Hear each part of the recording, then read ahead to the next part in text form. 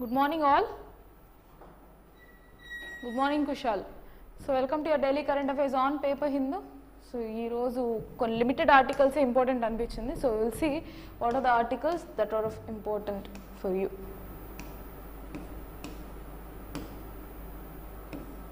So ఇది నిన్నటి article continuation కదా. We have seen Jaganna Todu. These are interest free loans for street vendors.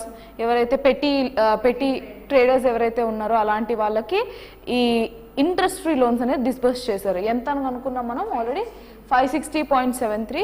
అందులో 549 or like fresh or interest free bank loans ఇంత grant చేశారు. And these are interest subventions. అంటే ఏంటంటే ఇప్పుడు ఒక లోన్ తీసుకున్నప్పుడు ఇంత ఇంట్రెస్ట్ పడుతుంది కదా, ఆ ఇంట్రెస్ట్ని తీసేయాలంటే అంత అమౌంట్ గవర్నమెంట్ పే చేసుకోవాలి కదా, అలా ఇచ్చిన అమౌంట్ ఎంత 11 crore. Right? Good morning Burhan. So yeah, so in that way there is the amount that has been disbursed for whom? For petty traders and artisans, street vendors, evaraina sare. Right? So the amount includes industry loans which we have discussed. So how many are the beneficiaries? 5,10,412 beneficiaries stand to gain and around 3,000 crore. So 2,955 and 3,000 crore చెప్తున్నా. So around 3,000 crore spent on the scheme so far. ఇప్పటి వరకు 3,000 కోట్లు ఇంచుమించు near to 3,000 crore has been spent. Right? Same thing has been mentioned. ఇక్కడ కూడా అదే చెప్పారు. So అంతకుమించి ఇంకేవి అవసరం లేదు. Right, next art and culture related వారానికో 2 వారాలకో ఒక ఆర్టికల్ వస్తుంది. So that article is definitely important. So this is our state article. What is this about? A fascinating fusion of rock art at Rudragiri Hillock. So గుంటూరులో ఈ రుద్రగిరి హిలాక్ లో fascinating fusion art అనేది కనపడింది. దీన్ని ఎవరు చేశారు అంటే కాకతీయ రూల్ అప్పుడు జరిగింది. Okay, so the Kakatiya mural painting. So you would have learnt in your art and culture about mural paintings, right? So this with Kakatiya murals from 1300 AD superimposed on prehistoric Mesolithic era, Mesolithic era దాని మీద దీన్ని super impose చేశారు. So already beneath కొన్న ఒక దాన్ని తీసుకొని దాని మీద వీళ్ళు ఫర్దర్గా మళ్ళీ పెయింటింగ్స్ వేశారు. That you need to understand, ఆ రాక్ పెయింటింగ్స్ అనమాట. Right? So artwork to be said to be found of thousands of years old at Rudragiri Hillock stands as a shining example for the rich historical and artistic legacy of Andhra Pradesh. So మన యొక్క ఆంధ్రప్రదేశ్ యొక్క art and culture history గురించి ఇది one of the symbol అనమాట. Right? So the Rudragiri Hillock located in the village of Vorvakallu in Achampeta Mandal in Guntur district boasts a celebrated history of remarkable archaeological monuments. So the site unveils a fascinating combination of prehistoric rock paintings of Mesolithic period and exquisite artwork from the Kakatiya dynasty. So already దాని మీద Mesolithic period లో ఉన్న paintings ఉన్నాయి, super impose చేయబడింది దాని మీద. Right? So huge history కదా ఇది. Right? So that was mentioned by Kannababu, who is a former archaeologist. So yeah, that is about this article. Rudragiri, nestled amidst the Eastern Ghats, features 5 naturally formed rock shelters at its foothills. So foothills దగ్గర ఏవే ఉన్నాయి? Rock shelters అనేది form అయినాయి facing westward. So this is amidst of your Eastern Ghats, Guntur. Right? These shelters served as living quarters for people during Mesolithic era around 5000 BC. So 5000 BC నుంచి ఇప్పుడు ఎక్కడ ఉన్నాం మనం? 2023లో ఉన్నాం. సో ఇప్పటి వరకు అది ఒక షెల్టర్గా ఉంది. And the bare witness of luminous rock paintings of this era. Interestingly 2 national caves at the southern end of Hillock also exhibit exceptional murals from Kakatiya Kingdom. So ఇది మెసోలిథిక్ పీరియడ్ నుంచి ఉన్నప్పటికీ, షెల్టర్ ఇస్తున్నప్పటికీ దాని మీద ఫర్దర్గా కాకతీయ డైనాసిటీ వాళ్ళు చేసిన paintings కూడా, mural paintings కూడా దాని మీద సూపర్ ఇంపోజ్ చేయబడింది. Right? So that is about this article. Next, so more of political, criminal news, civil news ఎక్కువ ఉందన్నమాట. ఈరోజు ఎడిటోరియల్స్ అయితే చాలా బాగున్నాయి. So just go through that editorials. Right? India France గురించి చెప్పారు, that is important. Scam cases,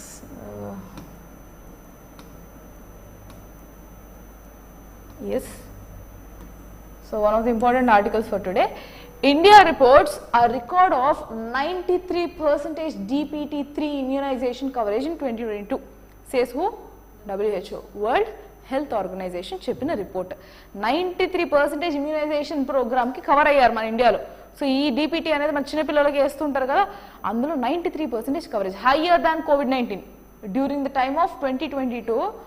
ఇది కోవిడ్-19తో compare చేసుకున్నప్పుడు 2019లో ప్రీ పాండమిక్ స్టేజ్లో ఉన్నప్పుడు 91 ఉండింది, ఇప్పుడు ఎంత ఉంది?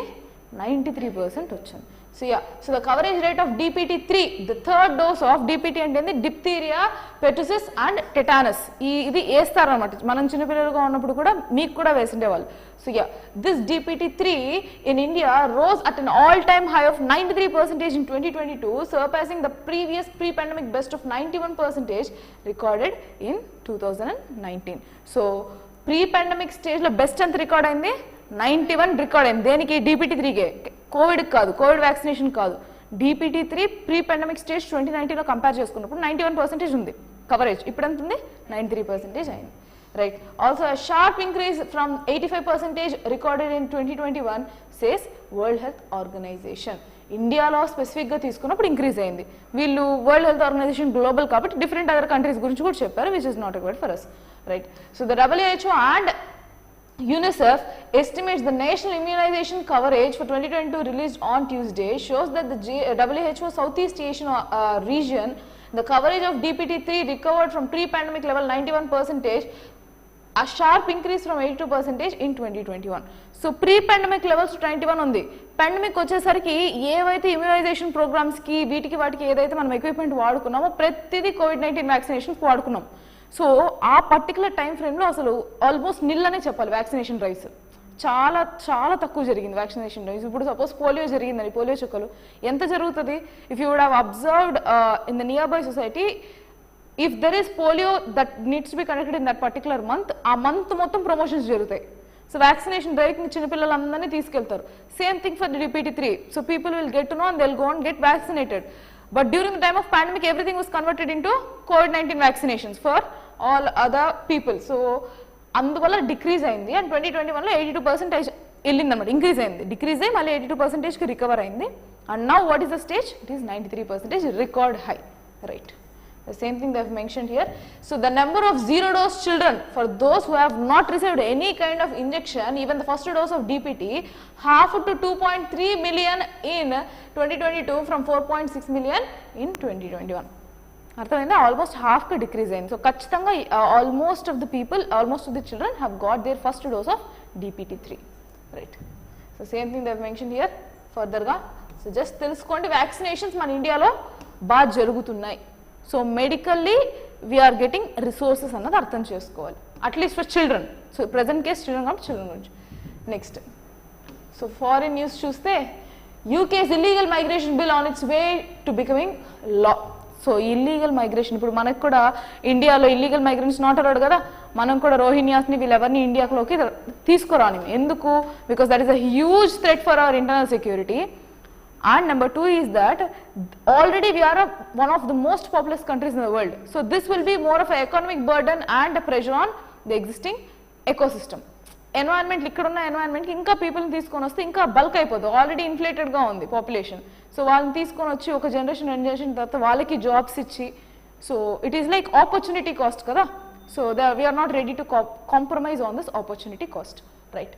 So in a victory for the Rishi Sunak government, the UK's House of Lords passed the illegal migration bill, a law that will make it to the Home Secretary's duty to remove illegal migrants from UK and significantly change the existing protections for asylum seekers.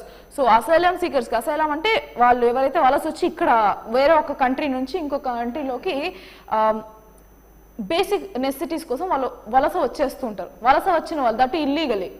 So ఇప్పుడు మనము వెళ్తాం, suppose మాస్టర్స్కి వీటికి వాటికి ఎవరైనా ఫారిన్కి వెళ్ళే వాళ్ళు ఉన్నా, లేదా జాబ్ పర్పస్ వెళ్ళేది, whatever the reason maybe, these are like legal migrants where they get their proper visa done and then they'll fly to some other country. If they don't have this visa, they don't have proper passport facilities, and they're illegal migrants.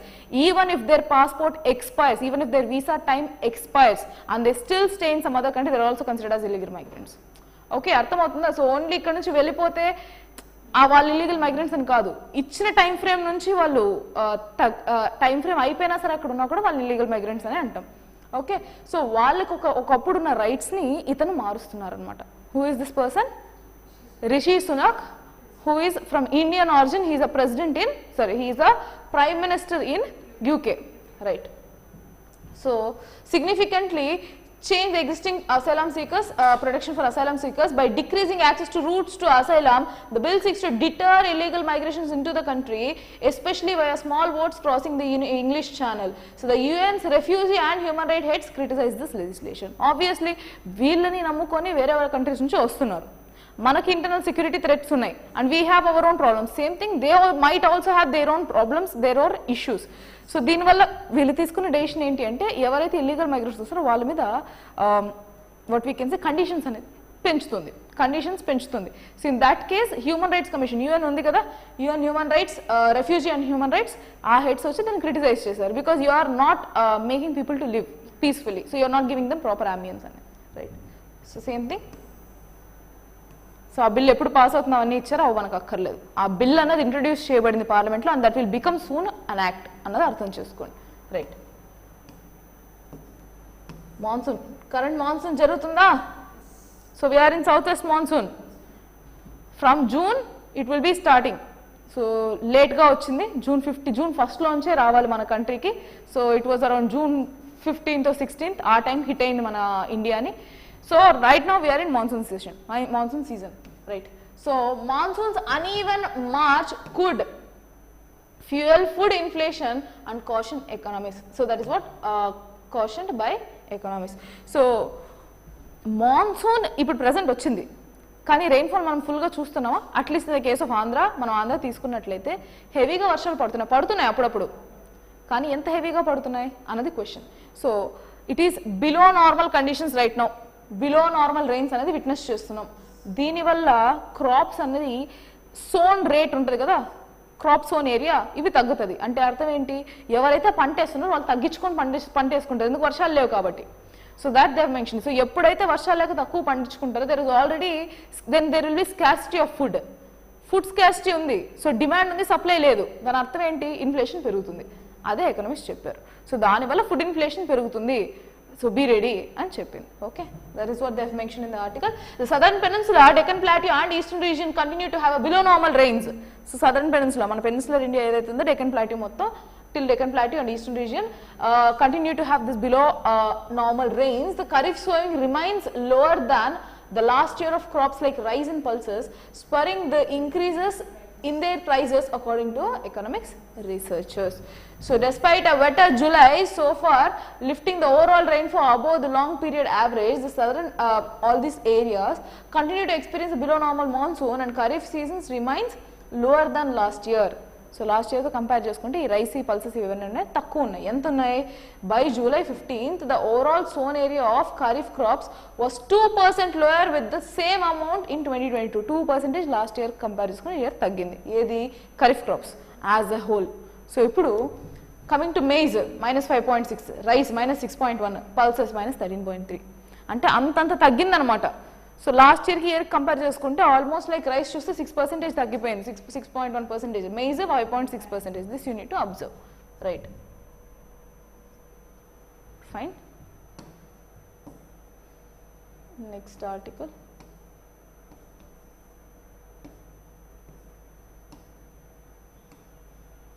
నిన్న మనం చదువుకున్నాం కదా. Okay, before that Sri Lanka loans Sri Lanka and Pakistan రెండు loans తీసుకుంటున్నాయన్న విషయం మనకు తెలిసిందే కదా. So Pakistan have got again additional loan from China. So అంతకుముందు సౌదీ కంట్రీస్ నుంచి కూడా వచ్చింది అని చూసుకున్నాం. సౌదీ అరేబియా కూడా వీళ్ళకి డొనేట్ చేసింది అని, ఐఎంఎఫ్ కూడా శాంక్షన్ చేసింది లోన్ అని చూసుకున్నాం. Even China is like all time friend for Pakistan because to threaten India at any of the time when we go against them or something.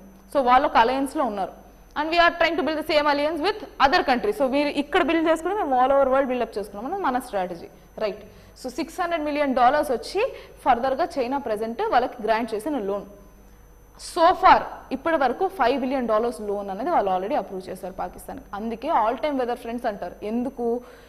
వీళ్ళు China for to grow their footprint they give huge amount of loans to country to come out of their financial crisis. And once the loans have been given, at one particular time, if the particular state is unable to pay that huge loans with the given interest, so ఆ interest rates pay చేయనప్పుడు they have to compromise on their sovereignty. So వాళ్ళ డెసిషన్స్లో ఇప్పుడు మీరు ఇండియాకి against పోండి అని Pakistan influence చేసినప్పుడు వాళ్ళు పోవాల్సిందే, because they have this depth కదా. So yesterday we have seen one article,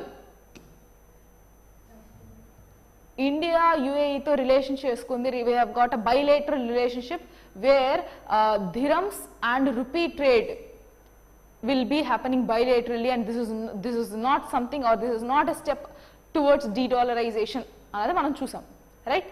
so same article మళ్ళీ ఎక్స్ప్లెనేషన్ అంతే, same article, nothing change, but yeah. So what are the two MOUs signed by the Reserve Bank of India and the Central Bank of UAE? How will trading in local currencies help, and what are the benefits of linking UPI and UAE's counterpart, which is instant payment platform? అంటే ఈ రెండు integrate అయితే ఏమవుతుందంటే, నేను ఇక్కడ PhonePe, UPI ఏవైనా సరే, UPI based digital payment platforms ఏమున్నా, like PhonePe, Google Pay, or whatever the pay that I'm using right now, using of this particular technology UPI. మనం అదే కదా యూపీఐ బేస్డ్ పిన్నే కదా మనం యూజ్ చేస్తాం. సో అలా యూపీఐ దీని ఈ counter part which is instant payment platform, ఈ రెండింటిని ఇంక్లూడ్ చేస్తే ఏమవుతుంది, నేను ఇక్కడ నుంచి యూఏఈలో ఎవరైనా నాకు తెలిసిన వాళ్ళు ఉంటే వాళ్ళకి మనీ ట్రాన్సాక్ట్ చేసుకోవచ్చు. So it's just with single click. Okay, so ఒకప్పుడు ఏంటి ఇష్యూ, ఎప్పుడైతే ఇలా అమౌంట్ పంపించాలి అనుకున్నప్పుడు వాళ్ళు ఈ ట్రాన్సాక్షన్ ఛార్జెస్ చాలా ఎక్కువ బర్డన్ పడేది. And especially when you consider this Gulf countries, people work for cheap labour. So ఇండియాలో వచ్చి మనకి డెమోగ్రఫిక్ డివిడెండ్ ఎక్కువ. We have this young population compare to any other country in the world right now. Even China has become old, but in our country we have a very good advantage of our people, young generation, youth country మంది. So when these people are resources for some other country, they use them for most often for these particular jobs. Especially in Gulf countries ఎలా అంటే ఈ manual labour, something which is like informal sector అనమాట, అక్కడ ఎక్కువ cheap labour కోసం work చేస్తారు. So when these amounts they are trying to transfer to India, ఈ transaction cost ఎక్కువ పడతాయి వాళ్ళ మీద, ఈ బర్డన్ అనేది తగ్గిపోతుంది. Because they are not going to convert into dollar and then transfer it again to that respective currency. So direct transactions అనేది జరిగిపోతాయి, రెమిటెన్సెస్ అంటారు దీన్ని. So remittances that is coming in to, that is going inflow in to our country. So ఒక country perspective తీసుకున్నప్పుడు ఆ కంట్రీకి ఇంపోర్ట్స్గా వచ్చే amount అనమాట, డబ్బులు అంతే, that is remittances. Fine. So during, let me go with the just. During Prime Minister's visit to UAE, the RBI and its Abu Dhabi headquarter counterpart, the Central Bank of UAE, signed two memorandum of understanding. MOUs antam kada manam, memorandum of understanding, agreements lantidi ante. The first of the two MOUs aims to establish local currency settlement system to promote the use of rupee and dirham bilaterally. It will cover all current and permitted capital account transactions. So ee capital account transactions ఏవైతే ఉన్నాయో అన్నిటిని permit చేస్తానంటుంది. So అన్నింటినీ permit చేస్తుందంటే ఎవరైతే అక్కడ సంపాదించుకుంటారో ప్రతి amount ఇక్కడ transfer చేసుకోవచ్చు వాళ్ళు. By using any of their account they can transfer all their remittances into the country. So bilateral agreement, local currency utilisation ఇది, అంటే మన యొక్క రూపీ అండ్ వాళ్ళ యొక్క దిరమ్స్లో transactions. So second of the two MOUs links India's UPI. So second ఏంటి, ఇప్పుడు transaction నేను బ్యాంక్ టు బ్యాంక్ చేసుకోవచ్చా, ఇప్పుడు నేను నా బ్యాంక్, సపోజ్ నేను నా అకౌంట్ నుంచి వేరే వాళ్ళ అకౌంట్ ట్రాన్స్ఫర్ చేయాలి. What are the methods that I have? I can directly hand over the money, but if distance is more, అంటే ఇక్కడ నుంచి నేను ఎక్కడికో కన్యాకుమారికి లేదా ఢిల్లీకో ఇవ్వాలనుకుందాం, సో నాకు డిస్టెన్స్ ఎక్కువ అనుకుంటే what I will do, I will take this money, I will deposit in my bank and that will be credited to that particular person. So బ్యాంక్లో నేను డ్రాఫ్ట్ చేసి ఏదో ఒక డీడీనో ఎట్లా పంపిస్తా. ఆర్ ఇప్పుడు డిజిటల్ ఇండియా ద్వారా ఒక ఫోన్పే క్లిక్తో ఆ నెంబర్ తెలిస్తే నేను ఫార్వర్డ్ చేసేయచ్చు, రైట్. సో ఫస్ట్ అగ్రిమెంట్ ఏంటి అంటే, ఇప్పుడు ఇన్ కేస్ బ్యాంక్తో కానీ ఎలా ట్రాన్సాక్షన్ చేయాలంటే లోకల్ కరెన్సీ ట్రాన్సాక్షన్స్ అనమాట, so rupee dirhams. Second thing ఏంటంటే ప్లాట్ఫామ్ రిలేటెడ్ అగ్రిమెంట్స్ అనమాట, ఇక్కడున్న యూపీఐ వాళ్ళకున్న సిస్టమ్ రెండింటిని ఇంటిగ్రేట్ చేస్తూ వర్క్ చేయడం. So one is digital, one is the conventional mode అని అర్థం చేసుకోండి, okay. So with its UAE counterpart instant payment platform, this is alongside the linking of card switches, this is RuPay switch and UAE switch. So card switches అనేది ఉంటుంది, RuPay switch అంటే రూపేతో transfer చేసుకోవచ్చు, next UAE switch అనేది options అనమాట. So ఫర్దర్గా వాళ్ళు software గురించి వాళ్ళు చూసుకుంటారు ఆ particular parties, third parties. So yes, same thing, first of the two MOUs, same thing they have again here, ఏవైతే జిస్ట్లో ఉందో same thing they have mentioned here. So the RBI said that it would enable exporters and importers to send invoices and pay in their respective domestic currencies.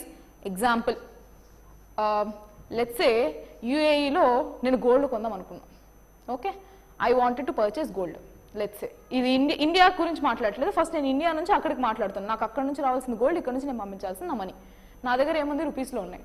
So నేను ఇక్కడ నుంచి రూపీస్లో transfer చేస్తాను amount. So వాళ్ళకి అక్కడ దిరమ్స్లో convert చేసుకోవచ్చు, like immediate conversion. This equivalent amount will be created there immediately. Same way వాళ్ళు ఇక్కడ నుంచి సమ్ ఆఫ్ ద టెక్స్టైల్ కొనుక్కోవాలనుకుంటున్నారు, some textile industry they are trying to buy here or spices whatever it may be. So they create the amount in dirhams, ఇక్కడ మనకు రూపీలో delivery అయిపోతుంది. Okay, so this is how they are going to integrate the platform. Fine. So send invoices and pay in their respective domestic currency, which in turn would help the development in INR and AED. వాళ్ళ యొక్క dirhams మన యొక్క Indian rupee. Okay, AE UA United Arab Emirates కదా, so Arab Emirates dirhams and Indian rupee INR, right. Foreign exchange market, it would also help to promote investments and remittances between the two countries. మనం నేను చూసినట్లయితే వీళ్ళకి ఒక agreement జరిగింది, CPA comprehensive agreement కదా, economic partnership agreement, comprehensive economic partnership agreement CEPA. ఇది జరగడం వల్ల ఈ ఇయర్ లాస్ట్ 3-4 yearsలో కంపేర్ చేసుకుంటే $50 billion ట్రేడ్ ఇంక్రీజ్ అయిందని చూసుకున్నాం మనం. Okay, fine. So broadly the arrangement would help optimize transaction costs and settlement time for transactions, including for remittances for Indians residing in UAE. అదే కదా, వాళ్ళు అక్కడ నుంచి ఇక్కడ డబ్బులు పంపించారు. ఇప్పుడు ఫారిన్కి ఎందుకంటే అందరూ పరిగెడతారు. Almost it is a dream of almost every other middle class family, like most often present ఉన్న యూత్లో. ఎందుకు? అక్కడ కష్టపడి ఇంట్లో వాళ్ళకి డబ్బులు పంపించాలనే కదా, they wanted to live something a life better than a middle class family. The same thing. So ఆ ట్రాన్సాక్షన్ కాస్ట్ అనేది తగ్గించేస్తారు. So that we will see how it will help అన్నది important. So one of the several issues with sending remittances back home, especially for low income, for low wage earners, is the high cost of transaction. So ఎప్పుడైతే ఈ cheap labour వాళ్ళు డబ్బులు పంపించాలనుకుంటారో వాళ్ళకి main issue ఏంటి? High transaction cost ఉండేవి. So this may entail fees, exchange rate margins and among other potential cost. ఇప్పుడు suppose నేను మాస్టర్స్కి ఇక్కడ నుంచి డబ్బులు కడదాం అనుకుందాం, ప్రెసెంట్ 80 ఉందనుకుందాం, మన India to dollar 80 rupees is equal to $1 present అనుకుందాం. Let's say, I'm not sure about what is current rate, assuming that it is 80, actually it is more than that. 80 అయితే ఇప్పుడు నేను ట్రాన్సాక్షన్ ఇవన్నీ పోను, నాకు ఒక పర్టికులర్ డాలర్కి నాకు ఇంకా 90 కూడా పడవచ్చు. సో ఇట్స్ బల్కీ కదా, మోర్ కదా, right. So that is the issue. Fine. In fact, the International Monetary Fund in a large context has stated in November 2022 report that because formal remittances involve high fixed costs and hence an expensive provide, low income individuals refrain from remitting and are incentivized to use cheaper informal alternatives. So ఇప్పుడు suppose అంత డబ్బులు వీళ్ళు తీసుకునే బదులు ఎవరైనా ఇక్కడ నుంచి వెళ్తున్నారు, what is 82? Yes Burhan, good, thank you for adding up. 82 rupees. So present 82 rupees is equal to $1. So అలాంటప్పుడు నాకు 91 కూడా పడవచ్చు, చెప్పలేం, based on the transaction cost ఎంతైనా పడవచ్చు. So that would be the issue. So coming up to here, వీళ్ళు ఏం చెప్తున్నారంటే లో వేజ్ ఎర్నర్స్ ఎవరైతే ఉన్నారో ఇప్పుడు ట్రాన్సాక్షన్ కాస్ట్ ఇంత పడుతుందంటే వాళ్ళు ఏం చేస్తారు, they'll go with alternative means. ఎవరైనా వెళ్తున్నారు లేదంటే ఇల్లీగల్గా ట్రాన్సాక్షన్స్ చేయడము, like they go with third party, వాళ్ళ దగ్గర నుంచి తక్కువ అమౌంట్స్కి అమౌంట్ తీసుకొని ఇంటికి పంపించడము, ఇలాంటివి చేస్తారు. లేదు, అసలు ట్రాన్సాక్షన్సే చేయరు. సో ఇండియాకి వచ్చే రెమిటెన్సెస్ కానీ యూఏకి వచ్చే రెమిటెన్సెస్ కానీ రానే రావు. Okay, so that would be issue. So major part తగ్గిపోతుంది అన్నది ఎకానమీ మీద ఇంపాక్ట్ పడుతుంది కాబట్టి they are trying to establish bilateral relationship and India has entered into its foreign market by internationalising its currency. Already foreign మార్కెట్లో ఉంది, transactions ఇప్పుడు ఇంటర్నేషనలైజ్ చేసింది మన రూపీని. సో రేపు పొద్దున డాలర్స్లో ట్రాన్సాక్షన్స్ బదులు ఆల్ ఓవర్ వరల్డ్ మనం రూపీతోనే ట్రాన్సాక్ట్ చేసుకోవచ్చు. We are growing that huge. Fine. So that is the same thing which they have mention.